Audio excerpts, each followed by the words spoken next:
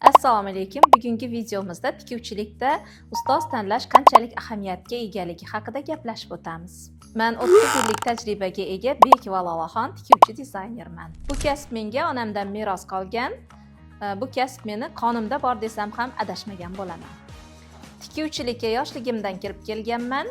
Keyinchalik tikuvchilik bo'yicha ko'plab joylarda malakamni oshirganman. Masalan, klassik yo'nalish bo'yicha Turkiyada bilim olganman. Oqshom liboslari bo'yicha Fransiyada malakamni oshirib kelganman. Tikuvchilik bo'yicha ko'plab konkurslarda ishtirok qilib, yuqori o'rinlarni egallaganman. Xalqaro podiumlarda ishtirok etish nasib qilgan. Ko'plab tajribalarim asosida atelyemni ochganman.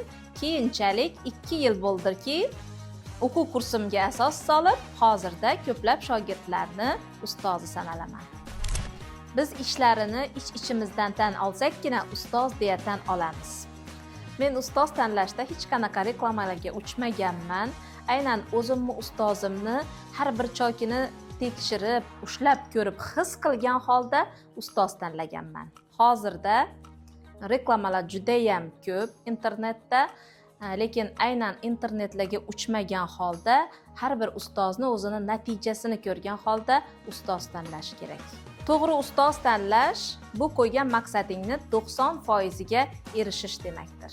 Ustoz ko'rmagan shogird har maqomga yo'rg'alar degan maqol bor. Siz ham o'zingiz uchun ustoz topishda qiynalayotgan bo'lsangiz, men yaqinda o'zimning onlayn kursimga start beraman. Sizga qiziq bo'lsa, ro'yxatdan o'tish uchun opisaniyada silka qoldiraman. 2026-yilda hayotingizni tubdan o'zgartirib yuborishni xohlaysizmi? Men o'zimni professional dizayner onlayn kursimni ishlab chiqdim va buni sizlarga taqdim qilmoqchiman.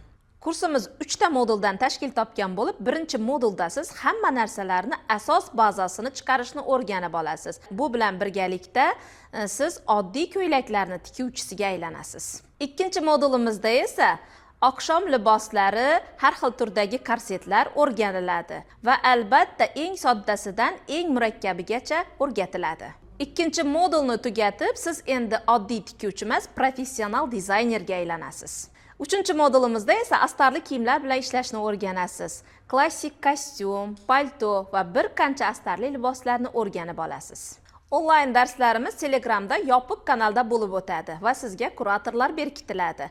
O'zim ham tez-tez Zoom uchrashuvlar o'tkazib turaman. Bugungacha 1000 dan ortiq o'quvchilarga ustozlik qilganman va ularni natijaga olib chiqqanman. Bularning ichida 300 tadan ortig'i o'zini atelyesiga ega, 100 tadan ortig'ini esa o'zini akademiyasi mavjud. 100 ta, 150 ta o'quvchi esa katta sahnalarga, podiumlarga chiqishgan. Onlayn o'quvchilarimizni ham offlayn o'quvchilarimizni natijasiga olib chiqamiz. Onlayn darsliklarimizni ham, offlayn darsliklarimizni ham programmasi bir xil. Onlayn kursimizdagi o'quvchilarimizni ham xuddi shunday natijaga olib chiqamiz. Endi esa eng asosiy joyiga yetib keldik. Ushbu videoni olayotganda hali kursimga start bermaganman. Sizda esa onlayn kursimni katta chegirmalar va katta bonuslar bilan qo'lga kiritish imkoniyati bor. Buning uchun pastda qoldirgan havolamdan o'tib ma'lumotlaringizni qoldiring va menejerlarim siz bilan bog'lanib, kurs va bonuslar haqida to'liq ma'lumot berib o'tishadi.